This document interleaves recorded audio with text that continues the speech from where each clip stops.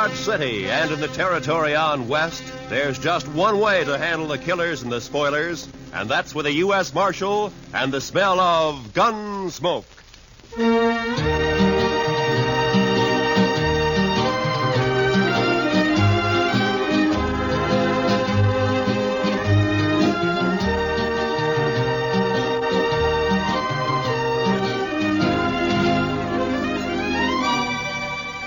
Gunsmoke, starring William Conrad.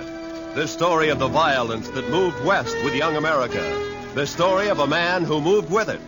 Matt Dillon, United States Marshal.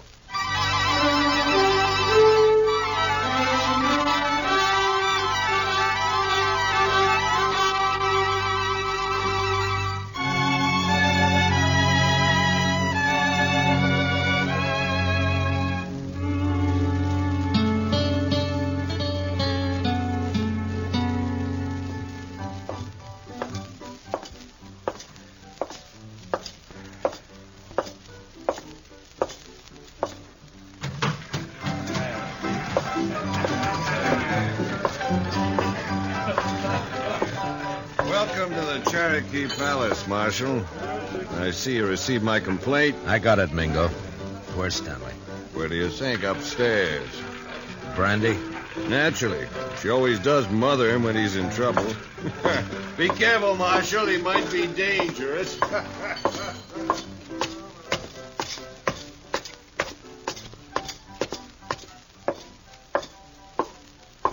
Well, Marshal, you got a sweet word for Dixie? Yeah. Move. Oh, it's not very sweet. It was to the point. Say hello to Jim for me, huh?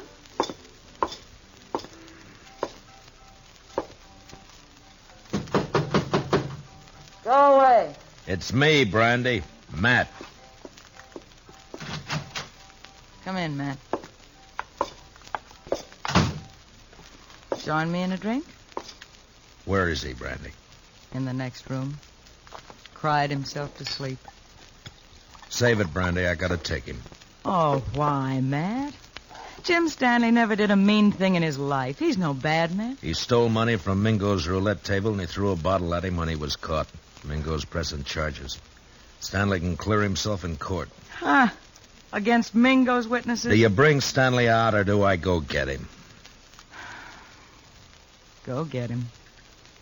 But I wouldn't be proud, Matt.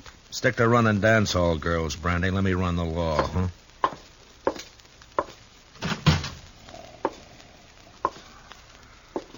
Stanley? Stanley!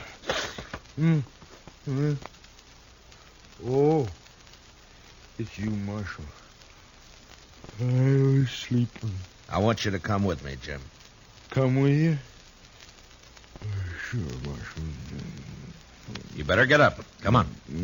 Come on. Oh, yeah.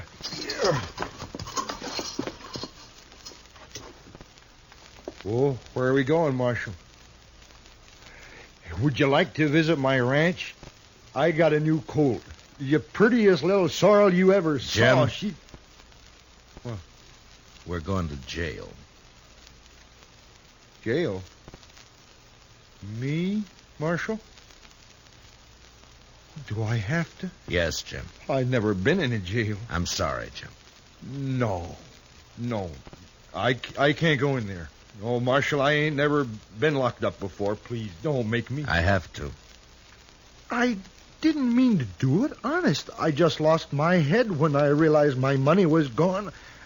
I wouldn't have kept those chips. I know that. I just grabbed them. I don't know why.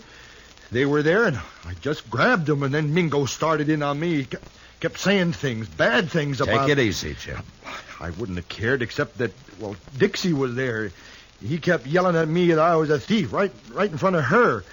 I tried to make him stop, and he wouldn't. And then something happened. The bottle was there. You threw it at Mingo?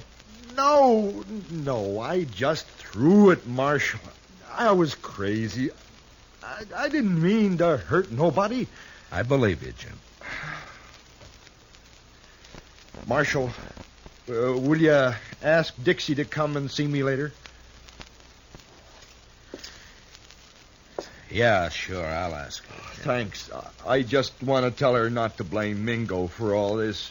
She might say something or give up her job. Don't worry, Jim. I don't think Dixie's going to give up anything.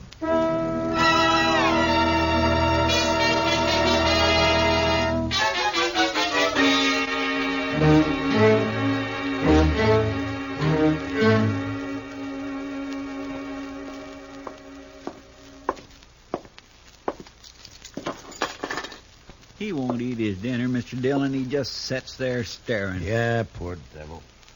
He won't really be convicted, will he? Well, I hope not, Chester. Mingo's the one who ought to be in jail. Look, Chester, this isn't exactly my idea of justice either. A shady gambler against a simple-minded horse rancher. Hello, Marshal. Goodbye, Chester. Oh, goodbye. I'll run along. You stay put, Chester. Oh, now, Marshal, I want to be alone with you. I sent for you to come and visit Jim Stanley, and you better be nice to him. Most fellas are tickled pink if I like them. They say I'm pretty. You're pretty enough. That's better. I knew you liked me. I said you were pretty. I didn't say I liked you. Oh, now that's nasty. Would you like to hear what I really think of you? No, don't bother. I get the idea. You're Mingo's girl. When I feel like it. And why do you have to tease a man like Stanley, drive him to drinking and gambling and trouble like he's in now? He's sweet. He thinks I'm beautiful. Yeah. But even men like him wake up. Stick to Mingo.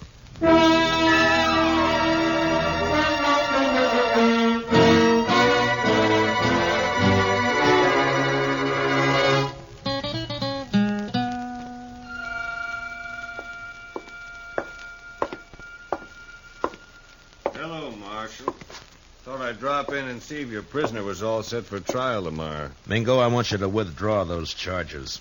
And let that potential murderer go free?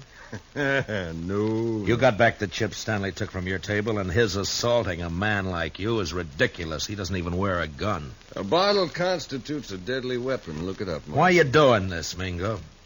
Why pick on a man like Stanley? Let's say I don't like him always slobbering over Dixie. She's private property. For that greedy little vixen, you'd send Stanley to prison knowing that it'll probably crack his mind completely? That's his problem. You don't understand, Mingo. I don't like to see people pushed around. Well, don't cross me, Marshal. I already have. People get dead that way. Yeah, so I've heard. Now, just who are these witnesses of yours against Stanley? Ned Cole, Saginaw Henry. Both on your payroll? Dixie. Some of the other girls. All working for you, huh? Jim Stanley's as good as convicted, Marshal. There's not a thing you can do about it.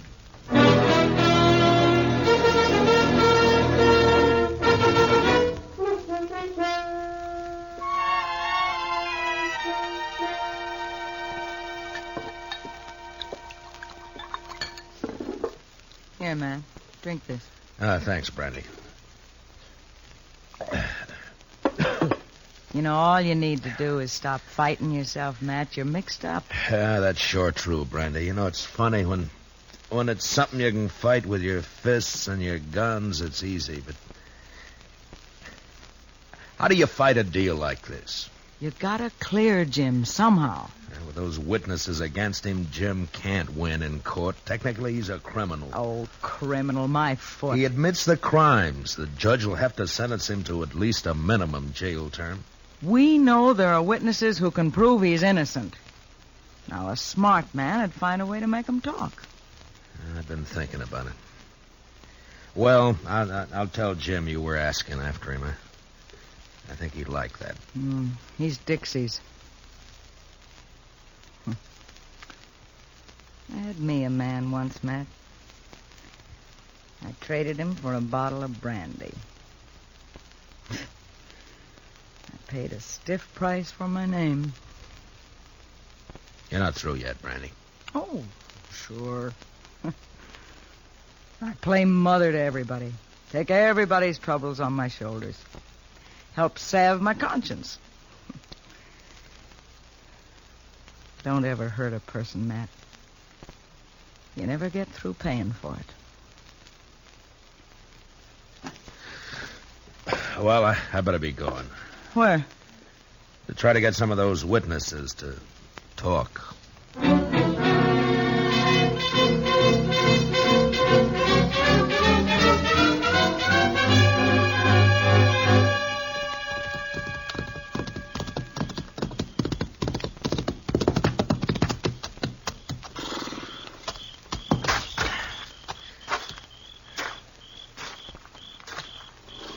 Hello, Saginaw. Huh? Oh, it's you. I've been looking for you. Then you've been looking for trouble. Well, you're beginning to sound like your boss, Mingo. It's late. What do you want? I want to read you something from this book. What for? This law book. Oh, so? First law I see says that anyone giving a drink to an Indian is liable to fine up to $500. I saw you buy an Indian Pete a drink only last week.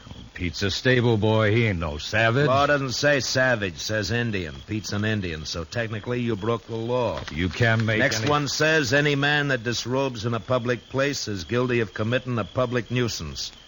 Carries a fine of $100. Look, what the devil is all this? I saw you breaking a horse down in Harrison's Corral a little while back. You took your shirt off, and that's disrobing in a public place. Technically. You can't get away with this, Dillon. How much you make a month, Saginaw? 50, 75. Uh-huh. Well, the way it looks, I can get you fined on enough of these laws to keep you broke for about 5 years. 5 years? Then we can start all over again. You're bluffing. I never even heard of these laws. Well, look for yourself here. If you witnesses are going to send Jim Stanley to jail on a technicality, then a lot of you are going to jail the same way. Well, laws may be there, but they ain't fair. All right, Saginaw, if that's how you want it. Come on, let's go to jail. No, wait. Well, then start talking. Well, Dixie shilled Stanley into losing his money, and me and Ned Cole egged him into grabbing a couple of chips when the wheelman wasn't looking. On Mingo's orders? Sure. Stanley looked down at the chips we swiped, and he reached out to hand them back when Mingo jumped him. What was Dixie doing? Trying to keep from laughing. Yeah, I'll bet. And then what? Mingo rode Stanley hard to make him break down in front of Dixie. Finally, the poor lunkhead seemed to go crazy. He yelled and tossed a bottle at the bar. Not at Mingo? No, missed him by 10 feet. Stanley was just working off his mad by busting the bottle. Paid for it. I guess he had the right. Yeah, I guess he had. First, I think Mingo was just deviling Stanley, and then he got the idea to press charges and send him to jail. We got orders out to testify. Uh-huh. Well, thanks, Saginaw. Marshal, I'd like you to know something. Yeah? I'm glad I told you about Stanley, because framing him into prison isn't my idea of something to be proud of. It shouldn't be.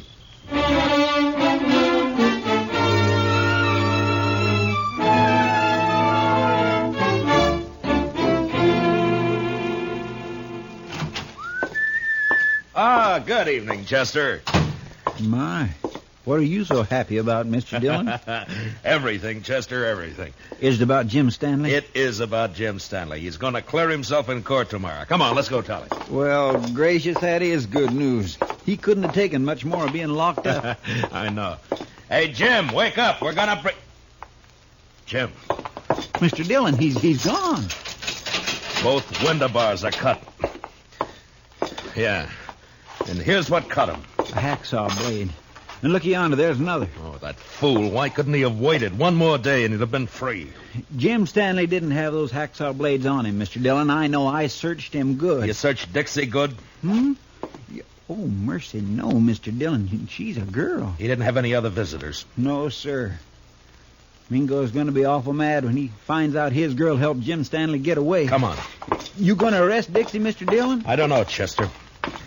First, I gotta find her.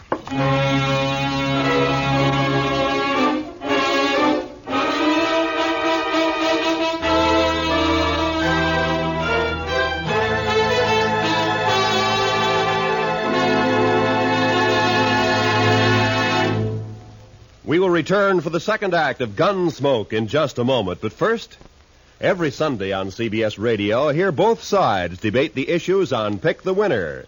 It's a program that brings in the top people from Democratic and Republican camps, standing their ground and delivering their views on the biggest questions of the campaign.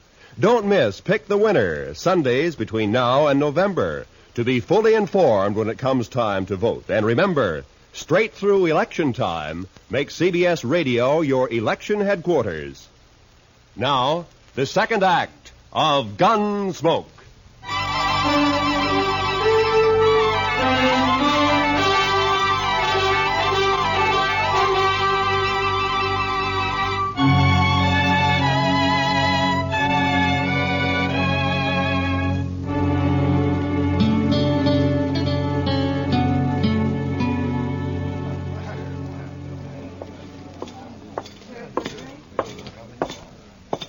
Kind of late, aren't you, Marshal? Where's Dixie, Mingo? Dixie, she's gone. I don't know where she is. You're lying. No, I swear she disappeared hours ago. I still think you're lying. Dixie's here someplace. No, he's telling you the truth for once, Matt. Dixie's gone, all right. Are you sure, Brandy? Saw her right out of town. Was Stanley? Yeah, Matt. The two of them. Dixie and Stanley? Dixie passed him some saw blades. He cut his way out. That rotten, double-crossing hellcat. She's your girl, Mingo. I'll be the laughingstock of Dart City. Good. I hope they laugh you clear out of Kansas. If it's the last thing I'll do, I'll find her. Both of them. Finding them is my job, Mingo. Go ahead. But you better beat me to them, or you'll be arresting them dead.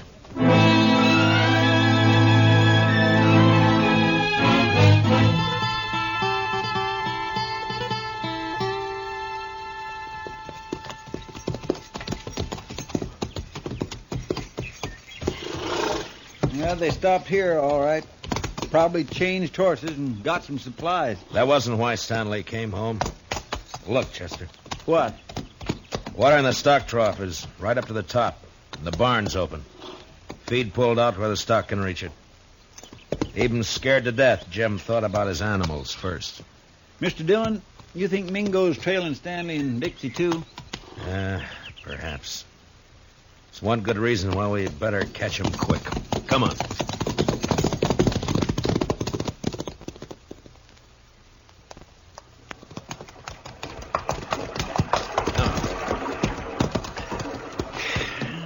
Still no sign. Looks like we've lost them for good now. What do we do, go back, Mr. Dillon? We can't let Mingo find them. Sure, but the way they've been zigzagging back and forth for the last 4 days, we don't have a chance in 1,000. I'm not so sure, Chester. Hmm? You know, there's a certain pattern about the way Stanley and Dixie have been moving. I don't think they're trying to leave this section at all. Yeah, we have been getting closer and closer to Dodge with every circle lately. And not only to Dodge. Mr. Dillon, you got an idea? Yeah, maybe. Come on, we'll ride back to Stanley's ranch.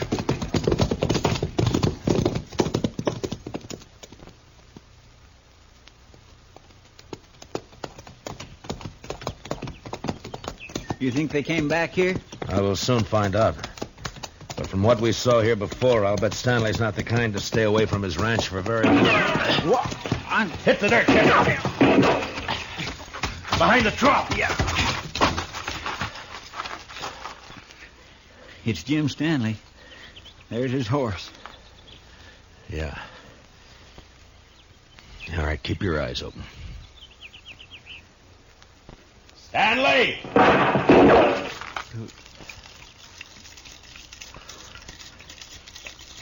Jim, it's Matt Dillon. Let me talk to you. You go away, Marshal. I don't want to hurt you, but I ain't going back to that jail. Now, you go away now. I'll kill you. Jim, listen to me. I've got a witness. You better leave quick now. Please, Marshal. Mr. Dillon, I'm getting wet. That's better than getting shot. Keep your head down. Yes, sir. Sure is wet. Stanley's in a good position. Closest cover for us is the barn. That's across 50 yards of clearing. That's a long run. He could pick us off before we made 10 feet. Yeah. Jim, I'm not leaving until I've talked to you. Leave me alone, Marshal. Can't you leave me alone? I'm coming to talk to you, Jim. No! No, stay back! I warn you! Mr. Dillon, don't do it. That's a crazy man. That's a frightened man, Chester. I'm coming unarmed, Jim. I don't think you're a murderer, but if you are, this is your chance. Well,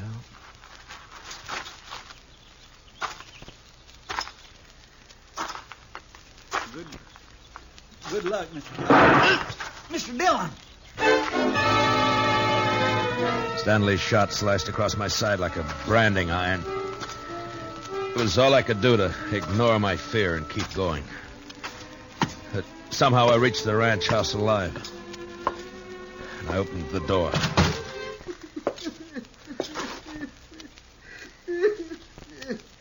Jim Stanley stood there holding his gun and crying.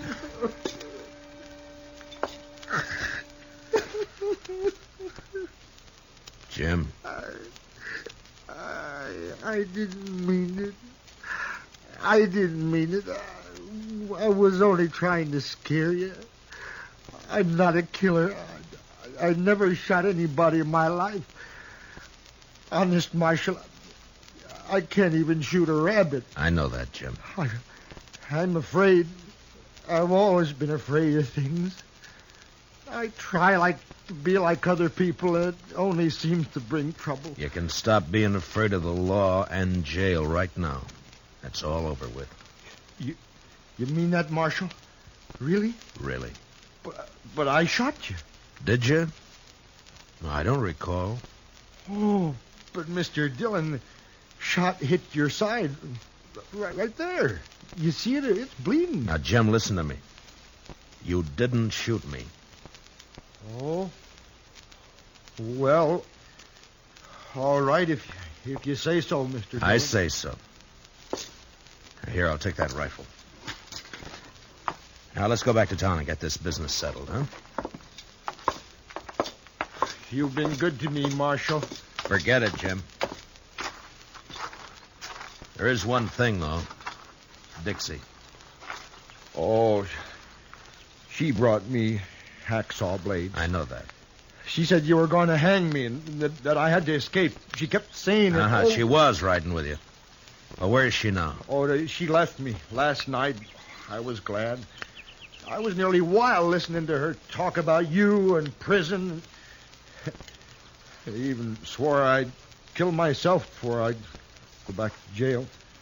I'm glad you didn't mean it. Oh, I meant it at the time. Oh, I was sure scared. You feel better now? Oh, yeah. Yes, I know everything's just going to be fine.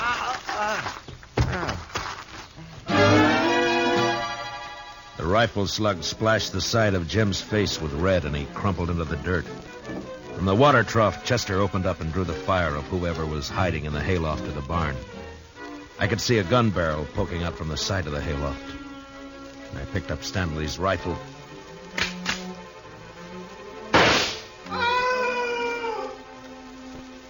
Mingo. Mr. Dillon, are you all right? Yeah, Chester. But Mingo's dead. Well, how about Jim Stanley, Mr. Dillon? Yeah, he was scared more than hurt. He should come to any minute. Well, my goodness. Oh, this looks like a sure enough war's been happening around here. Where have you been, Dixie? Oh, sure now, Marshal.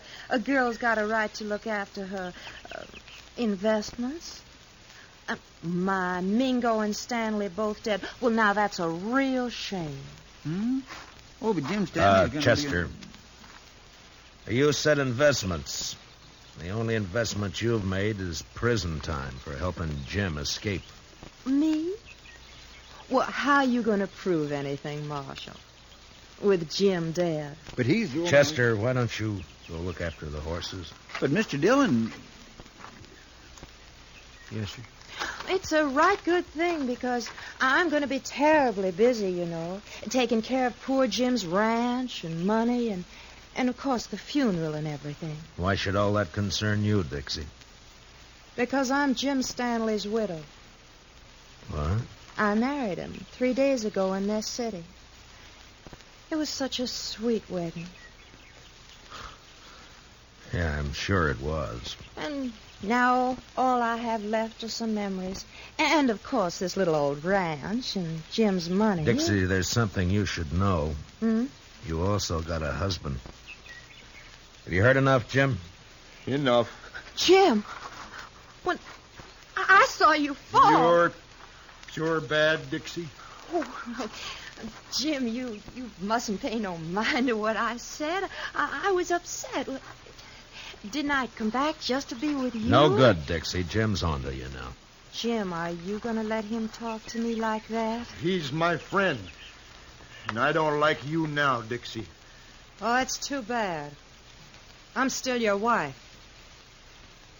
Marshal, can she make that stick? Well, by law, you have to support her, Jim. Of course, it don't say how. Marshal, you stop putting ideas And, of course, she has to take care of your house for you, Jim. Clean it, do the chores, cook for you. Cook? Me? Cook for him? He can make you, Dixie. It's his right. All right, or not. I'd like to see him try. He can do it, Dixie. Yeah? Well, they can't if I'm not here. And I'm leaving right now.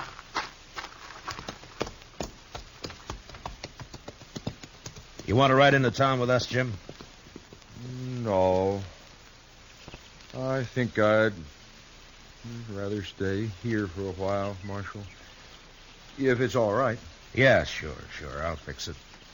But in a few days, when you feel like it, come in and see me, and we'll help you get that divorce taken care of. Divorce? On grounds of desertion. She just deserted you, remember? Chester and I are your witnesses. Oh. Well, thanks, Marshal. I sure do thank you.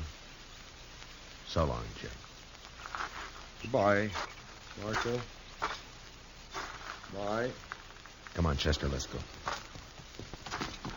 He's had it too rough out here on the frontier, hasn't he, Mr. Dillon? Jim Stanley, I mean. It's addled him, sort of. Yeah, I guess that's it, Chester. Men like him need looking after. Yeah, we got all kinds out here, Chester. Come on, let's get back to town.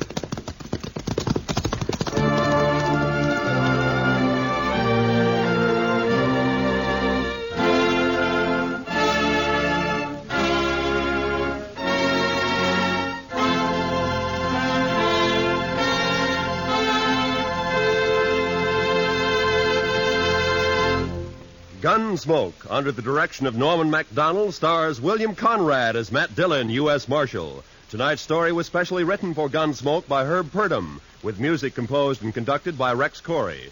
Featured in the cast were John Daner and Michael Ann Barrett, with Paul Dubov, Vivi Janis, and Bill Lally. Parley Bear is Chester. Join us again next week as Matt Dillon, U.S. Marshal, fights to bring law and order out of the wild violence of the West in Gunsmoke. Tomorrow's speakers on Pick the Winner, representing both the major parties, will be Harold Stassen, Republican, and George Ball, Democrat. Listen for this important program, Pick the Winner, tomorrow and every Sunday from now to November. This is Roy Rowan speaking, and this is the CBS Radio Network.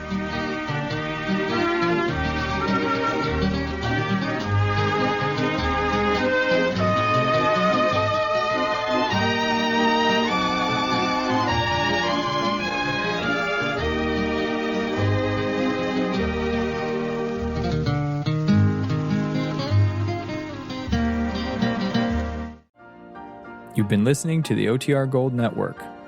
Find more classic radio at otrgold.com.